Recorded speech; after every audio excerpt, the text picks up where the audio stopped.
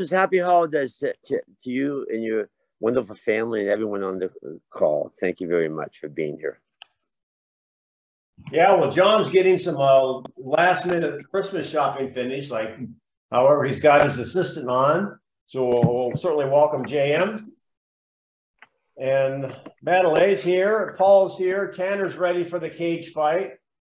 Kristen, where are you, Kristen? I'm in Arizona. Where? Goodyear. Nice. So are you in with Keller Williams in one of Kristen's market centers? Yes. Mm-hmm. Okay.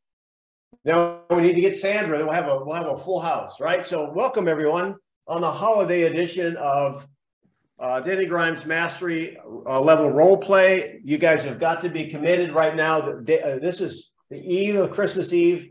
You probably have other things to do. However, I love the fact that you're invested in your career, and so we'll make it certainly worth your while. I've been doing a lot of thinking about my thought of the day, and just a couple of things in case you're new.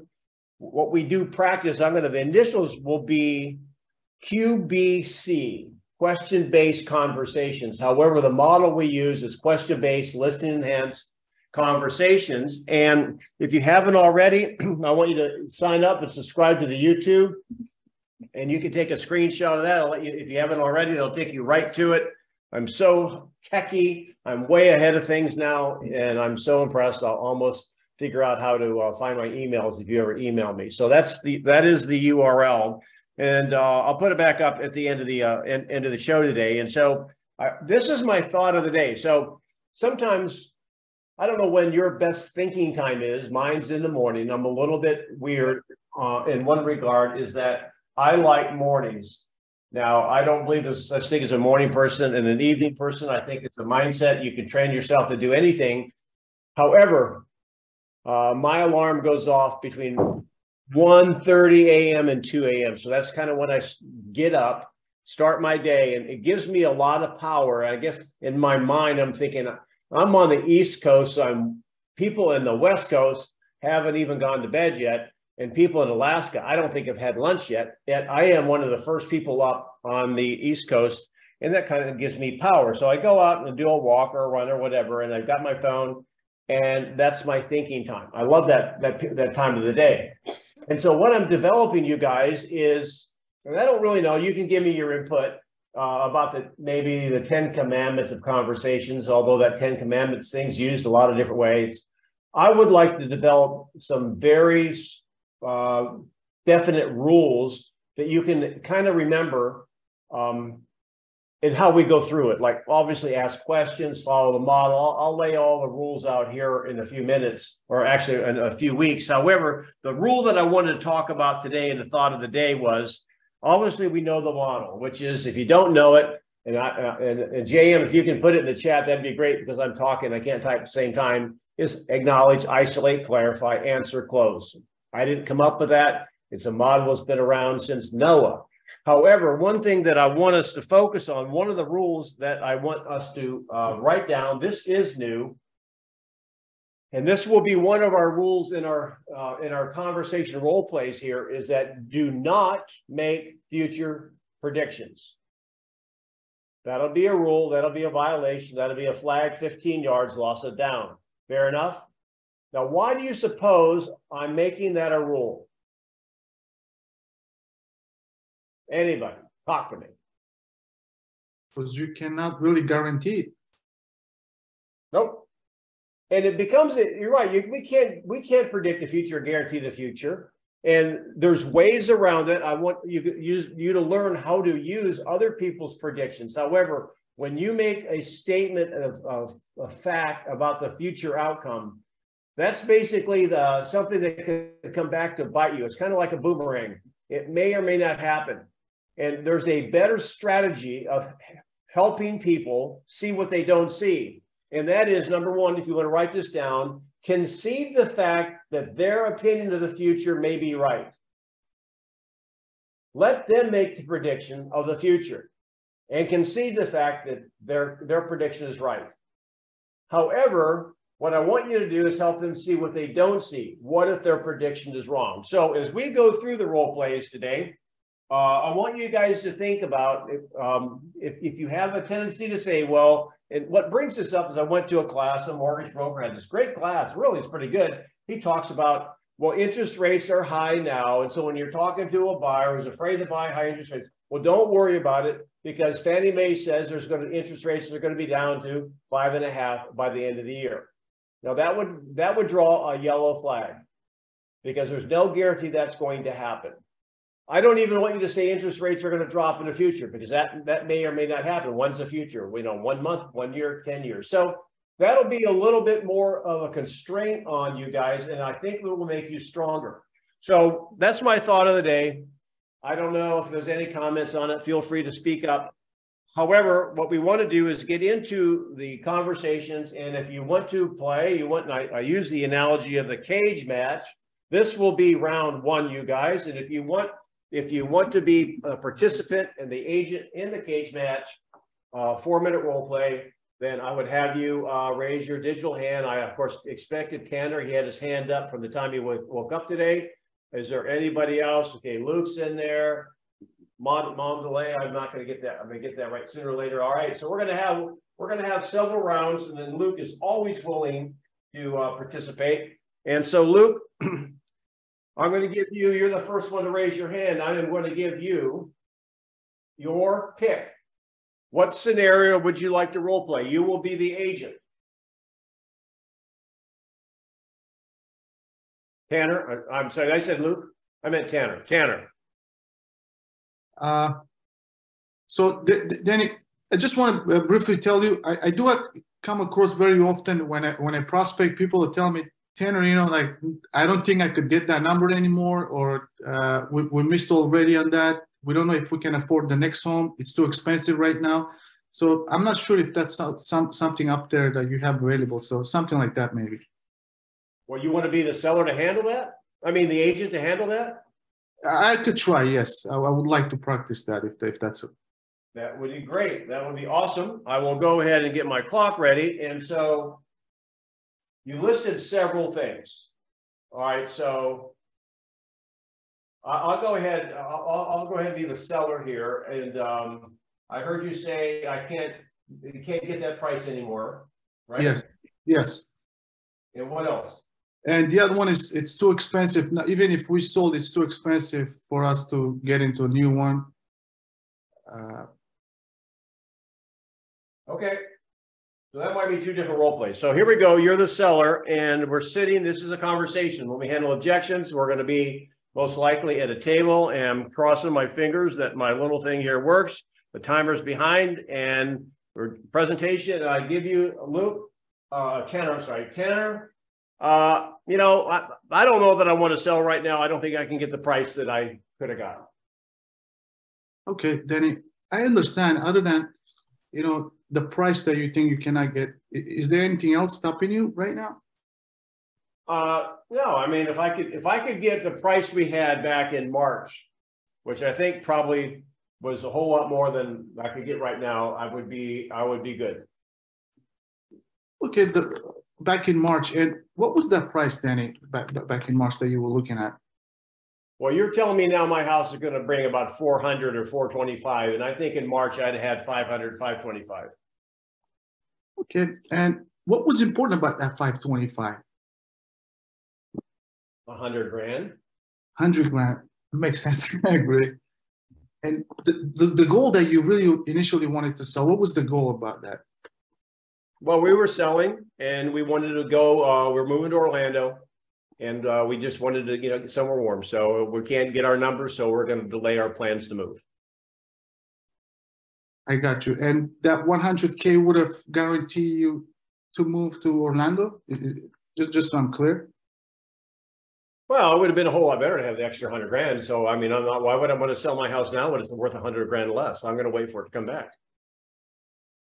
Okay, I understand, Danny. And if you don't mind me asking, what happens if it never comes back to that market again? Well, what do you mean? I mean, what happens if your home never actually, gets a chance to get it sold at that price anymore? I hadn't really thought of that. I mean, do you think that is a possibility? Well, thank you, Danny. Based on currently everything going on, I'm not going to go too deep into economy. I'm not an economist, but based on everything going on, do you think we're kind of like in a market where your home has a potential to get to really get that to get that money? Or, I mean, I'm sorry, based on everything going on right now, what do you think the market is? Is it working in your favor or against you? I'll give you back your seconds. Notice he's pulling in some things he's been learning and been taking notes on. So you're doing a pretty good job.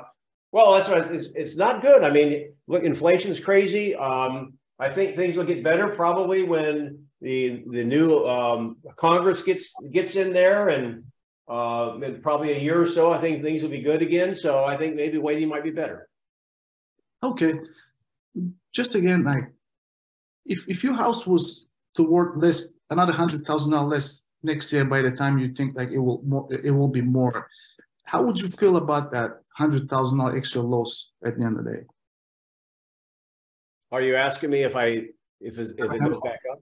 I'm sorry again. So how would you feel if your house was actually worth another $100,000 less by the time you think it would be actually more by next year? I mean, holy cow. I mean, I feel like I'm going to throw up in my mouth when you say that. Yeah. So Denny, I understand there's a concern and you really want to net some a certain amount of money. Why don't we figure out exactly what you really need at the end of the day? And we can go based on that if we can still make it happen. Well, how would you go about that? Well, just to go over again, like what you really need, how much money you really need to move down to Florida. Because, and again, what was the reason you're moving down to Florida? I mean, to Orlando? We want to get out of the cold. I mean, it's like minus 40. Minus 40. I mean, if there's a chance that we could still make that happen for you and get you the next home, would that be something you would be interested in? Well, I will look at that, I guess. And I'm watching my timer. I got 7 seconds, so I'm going to let you say, I'll look at that, where I don't feel too good about it. Okay, so you're right at 4 minutes. So okay. I'm going to go to the next slide. Basically, this is going to be the evaluation. We got 4 minutes of evaluation. I'll start.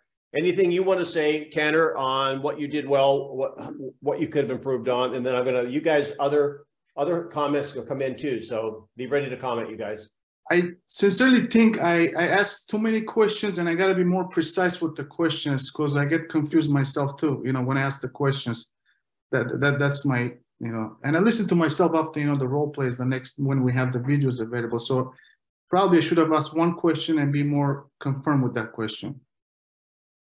Okay. Anything else? Anything from the gang? What do y'all think? Let's give Tanner some feedback. He's always first up. I thought he did really good on what you just said about not making the prediction. He played it really well. Where he didn't make a prediction necessarily, but he addressed the concern of the seller. All right, thank you. Anybody else? Well, let me ask you a question. Tanner, what was my concern? Your concern was that $100,000 loss, I presume, because it was 420. You were thinking of 525 back in March, and right now, it was 425. So the loss of that money, the $100,000 difference, basically. And what was the root of my concern on that? The ability to make it happen, I believe the ability to purchase your next home in Orlando. Okay, so you guys were listening. Did anybody hear me say ability to purchase? So now I'm pulling the curtain back so you can see it. There's a lot of people, and I think we worked on this last week a little bit. I worked on it with my team. Don't assume renters are renting because they have no money. They might be renting for other reasons. Don't assume that my concern is affordability. It may be emotional, meaning I could have had $100,000 more. My wife had been nagging me to put the house up for sale on Easter, and I didn't. Now I'm ashamed and mad at myself, and therefore I'm taking my ball and going home. You follow what I'm saying? And solving and getting to the key of the combination lock is getting a crystal clear clarity on what my concern might be. And you started to get there towards the end, as far as if it would have been a financial concern. That, well, let's see how we can move there. Let's see how we can maybe make that happen. That was a pretty good question.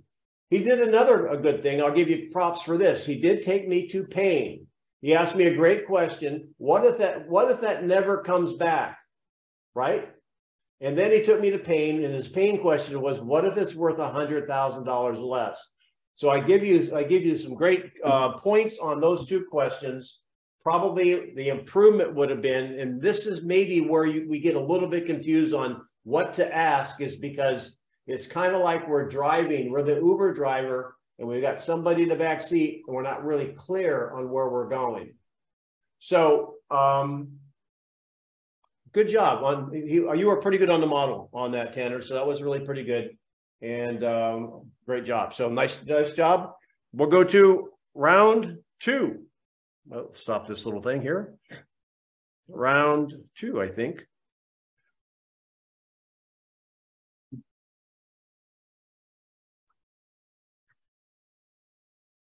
Evaluation. This should be round two. There we go.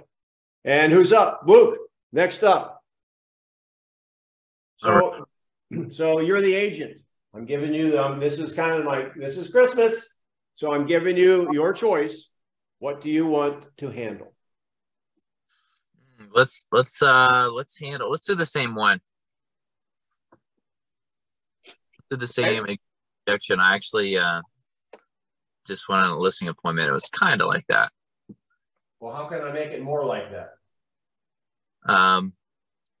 Let's do the same objection. You know, they're concerned about the massive drop in value. Okay. Let me get ready to go. Well, hey, you know, I appreciate you coming over, Luke. Based on those numbers you're giving me, I'm not too excited. Yeah. And obviously it looks like it's going to be like 5% less than, maybe even 8% less than back in March when you first looked at the values. What's important to you about getting so much like back in March? Well, I mean, doesn't everybody want to sell their house at the top, and they feel kind of puny about selling it for less than the top market value? For sure. What was your plans though, again, to move on from selling this place? See, I mean, this is great. I'm going to motivation, right? Well, we wanted to move. We're tired of the winters. We want to get down to Florida. We're moving to Orlando. Right. That's right. And you have family down there, right? Or no? No family down there? Okay, just like the area. That's cool. The good news, I will say, I totally get you're paying. You know, 5 to 8% is a chunk of change for sure. That definitely hurts. The good news, though, I will tell you, is that the other homes that you're going to be looking at have dropped that amount as well. So you're going to get you're going to get that savings on the purchase end. Is there any other concern though that you have? So, all right. So now you're finding you're going back to the model, right? You're isolating. So you're on a good track there. Let's go back. No, there's no other concerns. So that's the issue. So it's better to follow the model, like acknowledge, then isolate, clarify, because if you don't, you might forget to isolate. So that's the only issue, Luke. Okay, cool. Is there any other concern that you have other than that drop in value before you were to decide to list? No, if we could sell the house for that number we could have had in March, which is 525, 500, 525, I'd be signing the contract right now. I see. Okay. And let's say if you were to, okay, obviously, unfortunately, you're not going to get that. I'm just going to be to the point.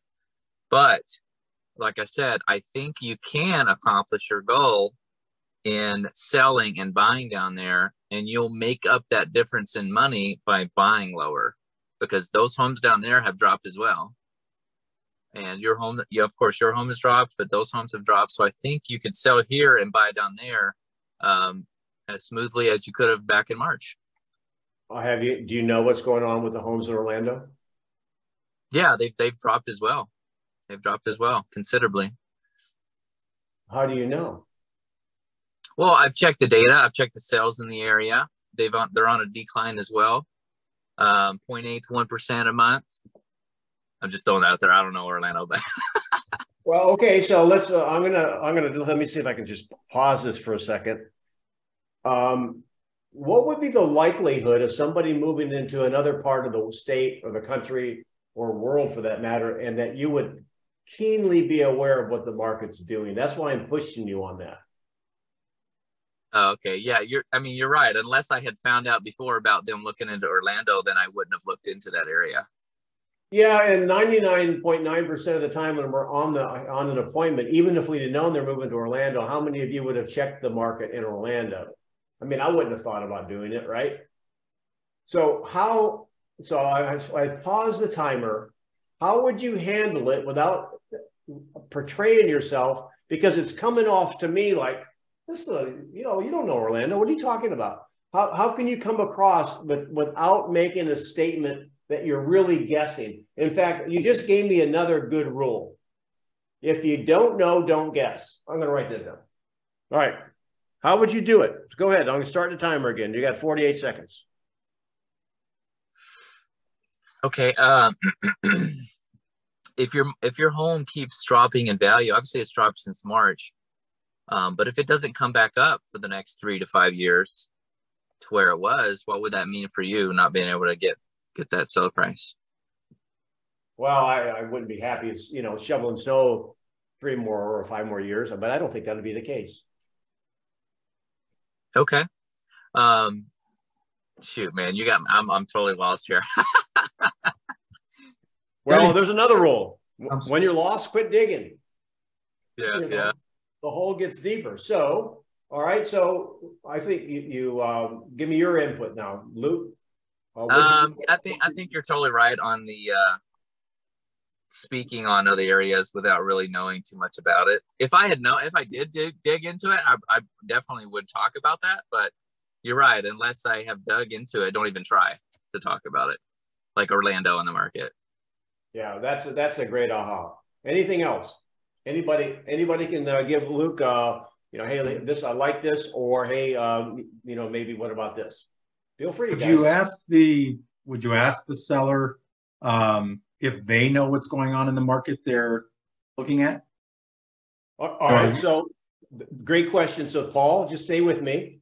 Well, I haven't really, so you're asking me as a seller. Well, we've been looking, and yeah, it looks like sellers down there, I mean, the prices are a little bit higher in Florida, but seems like there's more inventory right now, Paul. Okay. So if you're looking for a house down there, do you think you have an opportunity with more inventory to get a better deal down there than you would have maybe back in May? So now, see, that is one of the lines of questioning you guys could use rather than attempting to tell them for sure what's going on in the market wherever they're going. Have you checked it out? Have you seen more inventory, blah, blah, blah? Because now they're going to have to say one thing or the other, and whatever they say, here's the other thing. Whatever they say, they'll most likely believe. Mm-hmm. Whatever we say, well, they won't. All right, so that was good. Anything else? Did you have to sell in order to move? Nobody asked me. It's a good question. Nice. It is a good question. I know. Hey, listen, you guys. Believe me, if you can do this with a 4-minute timer behind you, with people watching you, it'll be a lot easier in reality. So that would have been a good question, and I'm curious how you'd handle that. I forgot to do the evaluation slide. So, all right. So we're about through. One thing I do want to point out, Luke, and I'm guessing based on your personality style, because you said it 3 times. You use percentage, 5 to 8%, 5 to 8%. And just a minute ago, you said percentage. you might think numbers, and like John is shopping today, and we know John McLeod, my cohort here, loves numbers. Most people don't think in percentages. What do they think of? They think of actual dollar amounts. Yes, they do. So I want to give you a couple of keys, and we'll go on to something else if you run into a seller like this. So I'll tell you what, somebody, just reverse it, Luke. I'll tell you what, you are now the seller. Same scenario. I'm going to ask you a question. So you think maybe back in I lost my train of thought here a second. Just give me a second. That thought will come back. Let's go. Nothing like flubbing up right in front of all you guys. So I just lost my train of thought, but it will come back. Let's go to number 3. It's not Mandalay. I'm not saying that right. So help me. Mightily. Mightily? Yeah, like Fleur-de-lis, mightily. Mightily, like mightily. All right, mightily, you're up. And you get round 3. And what objection do you want? It seems to be the same one that we had just kind of gone over. It's the seller thinking that right now it's not a good time. They lost that window of time to sell for the highest price, and they're just talking about, recession and inflation and all these marketing words that we hear, and they're stuck on that. So like, how do you help them see beyond that without making predictions? Got it. Well, I'm going to give you what I told you to come back into my mind. This is a thought I wanted to share with you. Mightily, you can't use it because I'm giving it to you now. So imagine going to you, Luke. Here we go. So Luke, let me ask you, how long have you owned your home? We've owned it for about 5 years. 5 years. And so do you remember what you paid for it? Yeah, we paid like $350. Okay, and so, and you were saying that maybe it brought like 500, 525 in around Easter, right? Yeah. And we're talking about 400, 425 now, right? Yeah. So if you were at a casino and you were up $75,000, what would they call that person? A winner or a loser? They call him a winner. Because why would they call him a winner? Because he's up 75K. And so I guess my question is, particularly you're going to Orlando and you said there's more inventory. Is it possible that some sellers there could have sold their house for more in March? Right. Yep. So do you think that's going to maybe narrow that gap a little bit? Right. Absolutely. So the interesting thing here is this. My question is, would you rather be in Orlando riding the market up, or stay in here where you are in the cold tundra riding the market up, only to find the house in Orlando worth more when you want to move? You see where I'm going?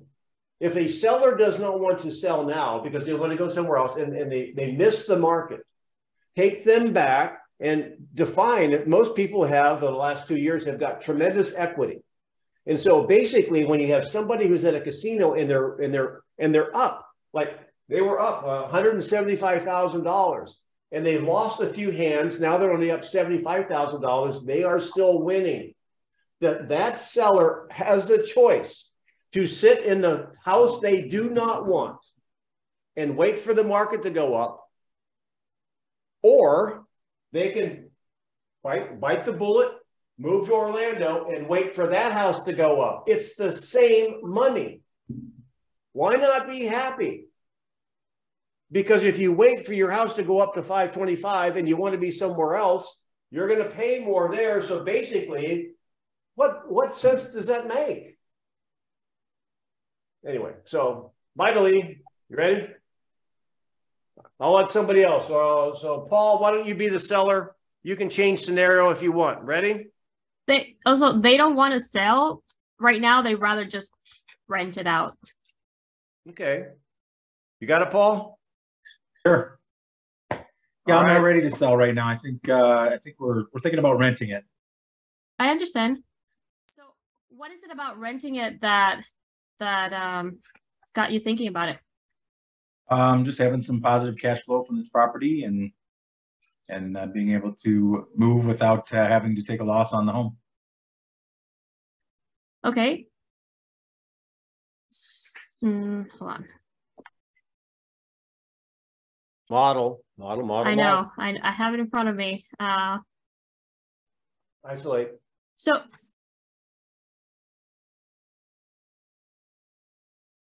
I just blanked out. Hold on. Go ahead, speak up, James. No one's really monitoring. What was it important about okay, what would be the ideal situation for you? Renting it out or getting it sold? Well, I think I'll just say getting it sold because we're going to move out of state.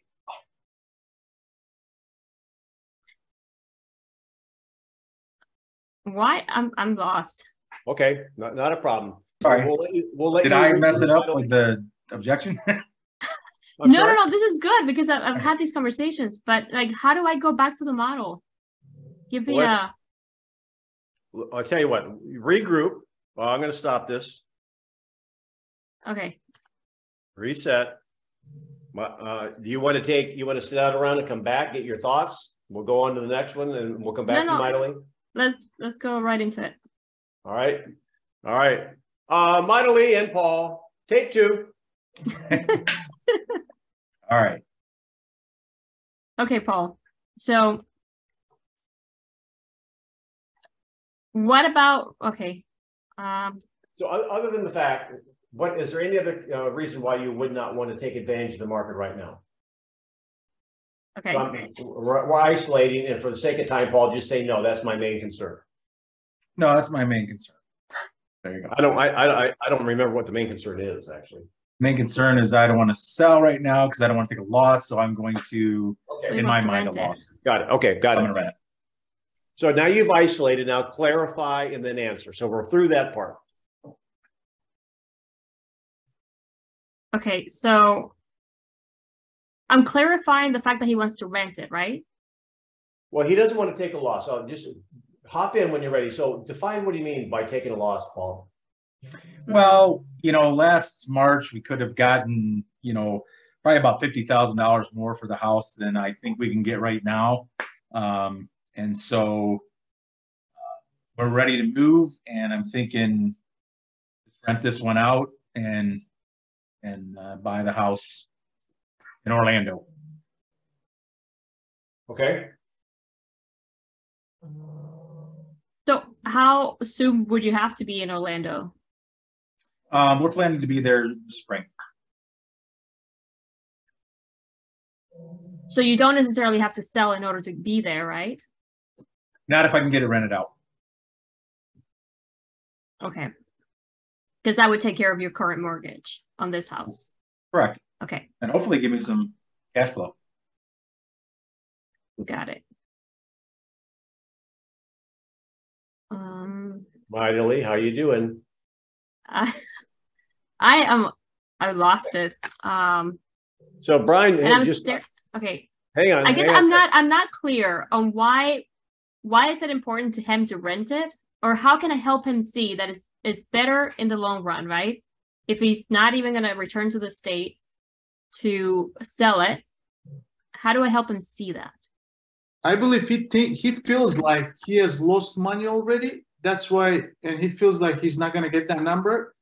Probably he thinks the market is going to come back. That's why he would rather rent it. That's my understanding. So we're going to have to try to bring him back to the reality. Okay, so anybody, Brian, you're going to be up next. Brian, you want to warm up? Yeah, I mean, I can, Can you? Sure. You got a minute and 15 we're going to take this one in a minute 15. Okay. Hey, Paul, so tell me more about that. Where do you think the market's headed to in the next, say, several years while you're trying to rent it? Well, I just looking at the market over the last 20 years, we've been kind of on a constant, rise. And I know, 2008 was an anomaly where it dropped, and 2021, 22 was an anomaly where it rose. But I think we're going to get back on track.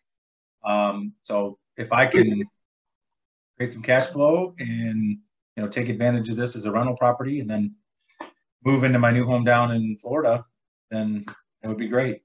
Yeah, and I get that. So let me ask you, what if it takes a lot longer than you expected for the market to go back up for you to want to sell it? Then I suppose I'll just keep renting it. Rents gone up pretty high. So it may be a good opportunity for me to get into rentals. Maybe I'll buy another one. Yeah, and that might be a good option for you. And let me ask you something, Paul. I mean, do you prefer to actually have you had experience renting out a home before? I have not. Okay. My timer's up, but I was gonna say something along the lines of. That's right. Keep going. I'm gonna keep it going on this. Keep going. Yeah, and something you may not be aware of is when renters need something that's urgent for them, say like a plumbing issue or something like that. Do you have the resources available to get back to them as soon as possible? I would have to get a property manager here to take care of that. Okay, I mean that's a great idea. Definitely get a property manager. I guess my question to you is, will you still be able to buy the home in Florida without having to sell this home? Yes. Okay. So let me ask you, why do you want to sell this home then? Well, I was going to sell it. We were talking about selling it earlier when we talked a few months ago, and at that point, I felt like I could get quite a bit more for it. Okay. Like we said, about $50,000 more for it, and right now, that seems like a loss that I can probably earn back in cash flow over the next few years. Yeah, I understand. So, what was important to you about getting more money, or what were you going to do when the home actually sells? Put the profits into the home in Florida, so I could avoid. Got it. Okay, so you want to sell this home so you can put the home in the next home in Florida, and by doing this, what was important to you? What would that do for you by putting the money that you want to sell from this home to your next home in Florida? Well, it would have, allowed me to put more down, and I would have been able to lower my payment. But if I rent it out here and I've got positive cash flow, then that kind of offsets that. So I think it's a win for me. Okay. So let's just say right now that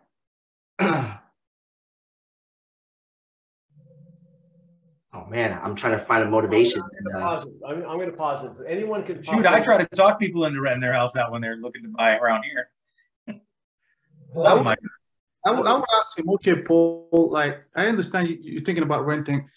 How would you feel the money that you're going to generate from rentals, you would have to spend back on deferred maintenance though? Because at the end of the day, we know renters really don't take care of the houses the way the homeowners do. How would you feel if you really have to spend that money back? Well, I might have to spend some money, but over the, it'll be a yearly lease that we run. So they'll be paying my mortgage down, and with the low interest rate that I have on it, they'll be paying it down over, $25,000 a year. So I think the trade-off is probably okay. Okay, if there'll be a security deposit, and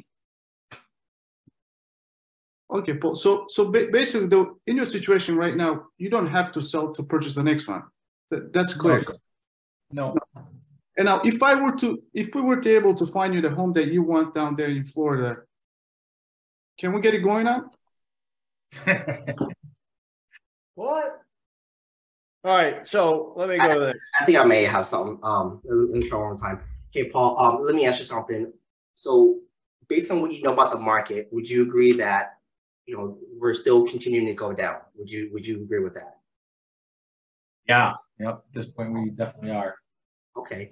Hey, if I can show you how you can sell for top dollar now, and then protect the equity that you still have so you don't lose it, and be able to transfer that into either your next home that you're going to live in, or maybe even another investment property, would that be a win for you? All right, I'm going to call time. That was a good question. I'm going to call time. So you see where we're going here. Now, this is what I want to share with you. Is it possible? All right, so we've talked about it before. When you're making your lead generation calls, what is the goal? It's to set an appointment. All right. So when you're on the appointment, what is the goal of the appointment? Take the listing. To understand their situation. Serve to really serve them in any way we can, basically. Now, I love the way you guys, the conversation that your answers evolved. Yeah, to get the listing, that's what they teach us in all the sales books. Then mightily said, well, to serve the customer, and then find the needs of the customer. And here, you guys are right on. Here, the goal of the upfront appointment is to find out, help them make the best decision for them. Now, does it sound like Paul's kind of an educated type of a seller and maybe whatever? Yeah, is it possible that it might not, it might be a decent decision for Paul to consider keeping his home as a rental? Absolutely. So this may be controversial. I'm thinking like, okay, maybe I would handle a client like, why don't we play it down the middle? Are there some advantages that Paul basically stated? Are there some advantages for our sellers to do that, to keep it as an investment property? Yes or no? Yes. Are there some disadvantages? Yes. So if you want to win with a customer, why don't you just, rather than like attempt to like lead him through a series of questions that close him, well, you know, it sounds like you kind of know what you're talking about, Paul. Why don't we do a little plus and minus column here and see what works out for you? Does that make sense? Let's make sure you're considered all the different ramifications. And now it's kind of like you're evaluating it together. Well, have you ever rented property before? Well, no. Do you know what? Do you know? We got to factor in vacancy and make all those things you're bringing up. What you want to do? Why don't you just think about doing a little Ben Franklin on him? Have him list all the advantages of renting it, and then help him to see all the advantages or disadvantages of renting it. And oh, by the way, we can always go back to the other close, and this may be up to you. So there's a $50,000 delta. So what if you go through that and say, well, I tell you what, you can't catch fish unless you've got a hook in the water. If we could get that number that you want in today's market, would you sell? Would you consider allowing us to test the market? You might want to, I'm just saying underlining might, like mightily, you might want to take the listing, because during that time, your relationship with, particularly if you handle them like down the middle, your relationship may improve enough where, you know, he kind of sees that he does not want to be a long distance property manager. Right. So what I'm saying, and I've got 40 seconds, I want in this evaluation is become their consultant, not their commission salesperson. What are you hearing me say? Am I like, is that too controversial to say? Their thought partner is what I'm hearing. Yeah. I like that. Thought partner. Any other comments? No. All right, round four. Round four. Who's up? Kristen, you got your camera on. Thanks so much for that. Ann, Glenda, whatever. If you guys, I can't see everyone. If you want to play, get your camera on. All right, there's Ann. Is that Ann? No, is that Ann? You're muted. Yes. Ann, thank you so much. All right, round four. This is Christmas. You get to pick what you want in your stocking. What objection would you like to handle? Call my seller. Call my agent. This is an expired, and the person keeps saying, "Well, I have an agent. Why don't you call my agent?" So you're calling expireds. Yes. The listing's expired. Yes. And the expired seller is having you call their agent. Yes. Okay. Well, I'm going to hear this. You're all right. I'm going to be that. All right. I'm going to be that seller.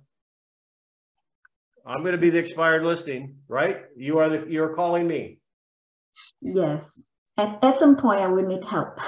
But yes. Okay. Go ahead. Yeah. And I appreciate your call. I mean, listen, you know, I don't want to be rude. Just call my agent. My agent will tell you everything you need to know. Yes, I see that. I wonder why you take it off the market. Well, you really didn't take it off the market. It's expired, right? So my agent, I guess, well, I may not even know. I mean, I have an agent. What do you mean take it off the market? I didn't take it off the market. Okay. Why it is expired? What would you do from now? Would you relist it with them, or what would you want to do? And it's been expired for 2 months. Is it possible, you guys, there's sellers out there that do not know their listing has expired? Is that possible? Very much.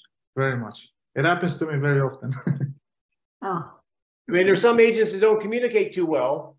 And so if maybe the seller is saying, well, this is what I would do, Ann. And well, if you're the seller, I said, well, you don't have an agent. Oh.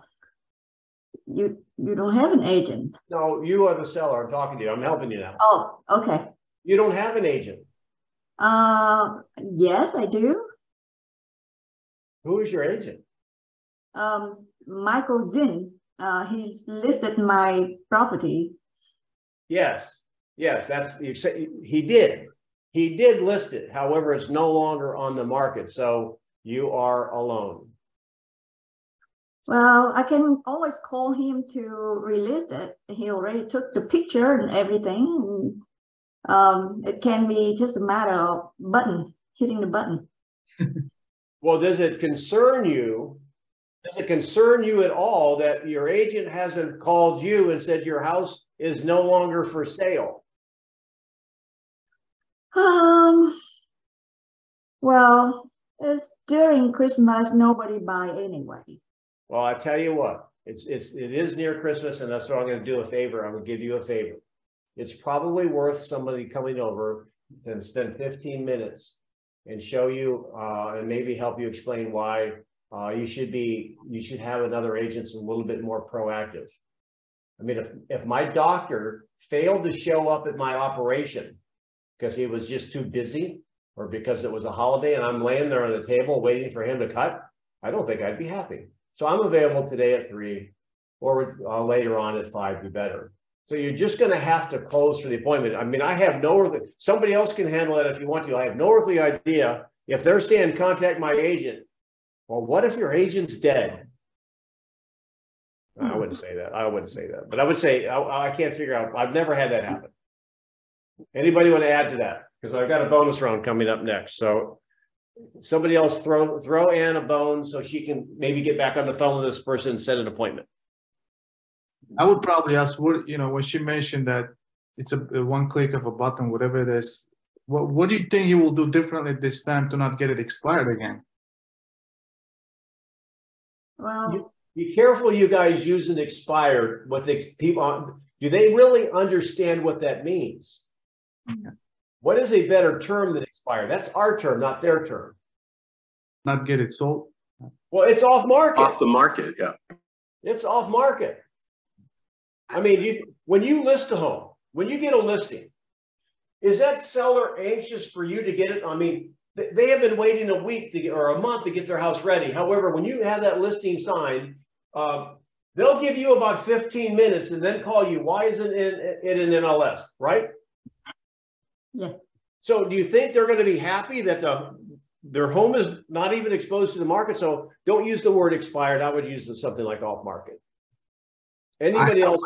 Denny, Denny, what about when it's terminated? Okay, so Ann and I, we do call expires, and sometimes we get the ones that they terminated the contract. They're waiting for a few months. They're going to put it back on the market with the same agent in March, in the spring. So how do you handle that one when they want to go with the same agent in the spring. Okay, awesome. I think that's a fair question. So again, you guys withdrawn listings. I don't believe you can call them because you still have an active agency agreement. A terminated listing, you can. So mightily, so I understand. Why did you terminate the listing? Oh, Anne can play this. I'm sorry? Anne can play this. I was just reminder. Okay, and why did you terminate the listing? I just want to take it off for this season, and I will turn it back on when the market is hot. Other than that, any other reason why? Well, my family is in town, and I don't want to mess the whole holiday up. Not many times I see my daughter and her family, so I just keep the house as is. So if you were to, so when you sold, what were you going to do next? It's the same model, you guys. It's the same model. You've got to, what were you going to do when you sold? Why do we need to know that? We have to find where the pain point is. Well, they wanted to sell for some reason. So, so that's something else. Okay, so we wanted to move. All right. So we want to wait for the market to get hot. That's different than saying we want to wait until spring. If they want to wait till spring, I got that. So let's say I've terminated. I like, it's my brother-in-law. I've terminated from him. I'm just waiting till spring. Where's a potential pain point for me? Don't get it sold. Don't have the money to do whatever I want to do right now. Yeah, but but where there's a pain point. What is the main pain point for sellers right now that you should automatically know you can leverage? What do you think the market is doing in spring? Do you think it will be playing in your favor? Okay. However, yes. Okay. There's a better way. You're right. However, there's a stronger, more emotional way to make that statement. Do you know that your home is worth less every day based on what's happened in the market? So let me ask you, your home is worth less every day. Is selling sooner better than selling later?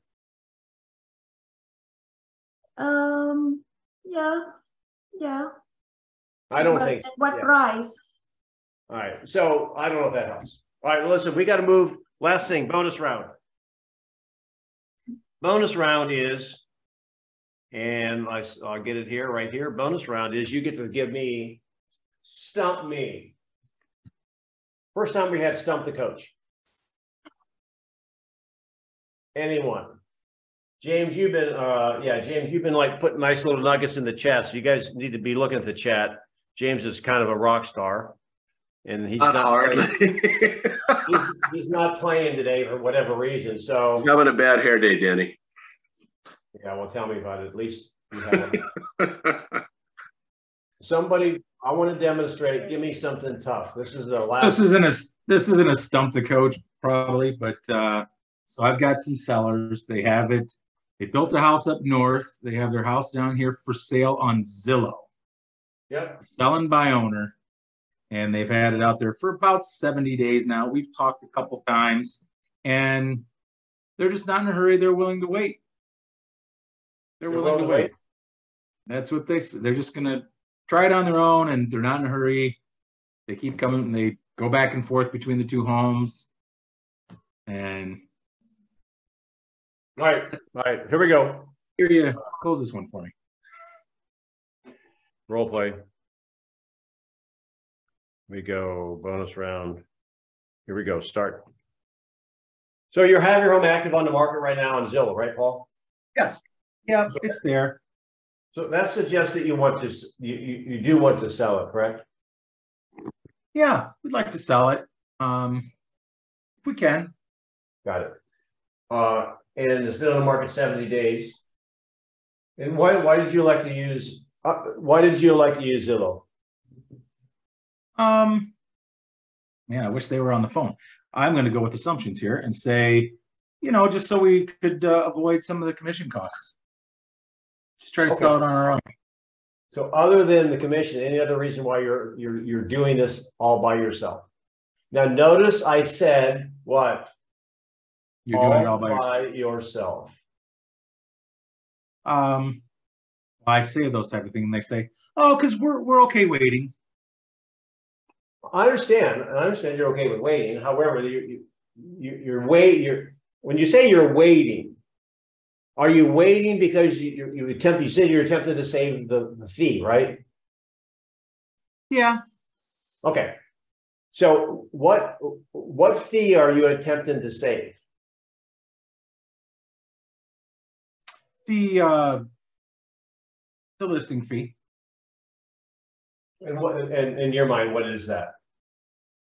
The commission for the agent, the selling agent. And what fee are you thinking of saving by doing that? What percentage? 3%. Oh, okay. Thank you.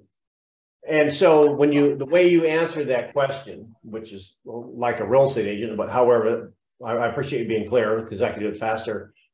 That leads me to believe if I were to bring you an offer, or another agent would bring you an offer, a contract that you like, that you're willing to compensate my broker. Is that accurate? Yeah. Yeah. Okay. We would. If an agent brings us a buyer, if you have a buyer and you want to bring us a buyer, we'd show them. Well, you pay my broker 3%, correct? Correct.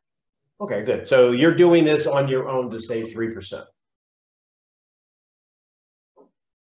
Yeah. Yeah. So I know you want to elaborate. I know you want to elaborate, Paul, and I know you're attempting to be really succinct. Thank you.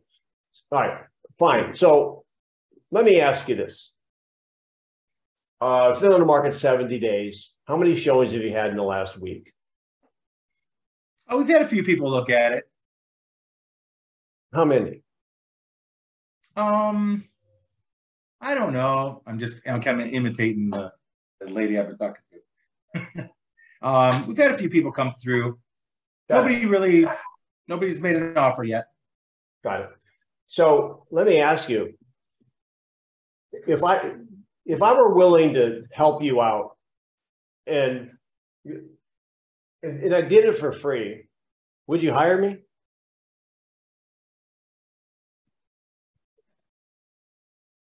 You do it for free. Yeah. You're going to pay 3% the other broker. I'll be your listing agent. What do you think? What if I work for free? And basically, would that be worth a 15-minute conversation and see how that would work? Sure. That's what I'm going to do. I'm going to hit them upside the head with a brick. Because my definition of a great listing agent is one that can deliver the maximum return of equity to a seller at the time they have available. They're attempting to save 3%. If you're going to be working with it's turning into it on Zillow or not, they're an unassisted seller. The pathway, there's several forks in the path you can take. However, the starting point of a path of when you have the appointment with an unassisted seller is, what are they trying to save? Quantify that. That's why I kind of pressed him on that. Now, most of the time they're going to say, I want to save the commission, right? He answered, I'm going to save the listing commission. Well, if they're going to pay the other agent, the buyer's agent, now you're down in half. Then you're going to have a meeting with them and show them how they can save the other 3%.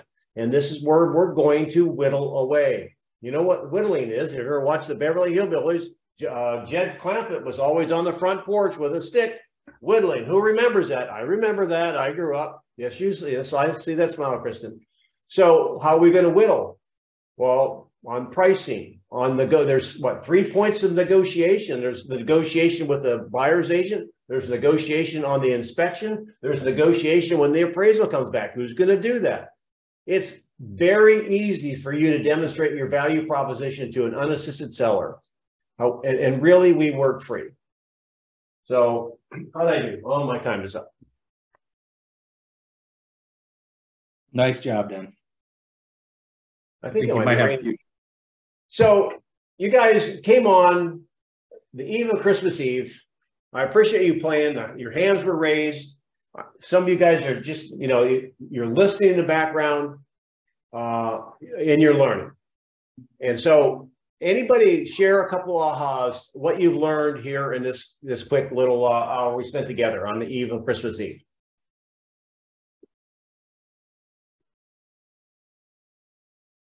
Don't just focus on getting the listing.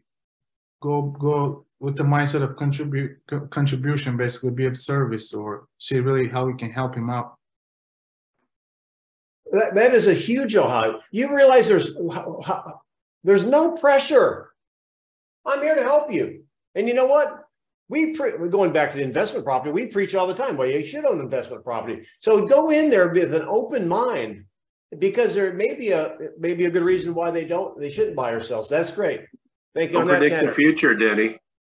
Yes, James. You guys were so good. Awesome. No one predicted the future. That's going to be an automatic. I'm going to give me a yellow flag, a literal yellow flag. When you do that, I'm going to throw the flag. How about people that are new on the class, new here? I don't even see your faces yet. So anybody hears something that's like, wow, that was pretty cool. I think to me, it's all getting to the appointment, and then you can demonstrate your value there. Thank you, Ann. Thank you. Well, there we go. I appreciate you being on. We will be on next week too, next Friday, which will be the eve of New Year's Eve, I think. And we will have another role play. Tell your friends. And here we go. Don't go yet. Make sure if you haven't already, there you go. Take a picture of that. Pin me. Go to my YouTube channel. Subscribe. We're over 600. We want to get to 1,000. And that's what our goal is. We've got some exciting news I'll share with you maybe by the time next week, as I'm working with coming up with a program that might be daily role play, 30 minutes. And I'm working with my company on going national on that. And so we'll see how it goes. And that's my passion. So you guys have an awesome holiday season. Merry Christmas. Happy Hanukkah. Happy holidays. And God bless you and your families. Thank you, Denny. Thank you, Denny. Thanks for all you do. For playing. Be careful Denny. out there. Thank you, Denny. Happy holidays. Bye. Happy holidays, everyone. Happy holiday always.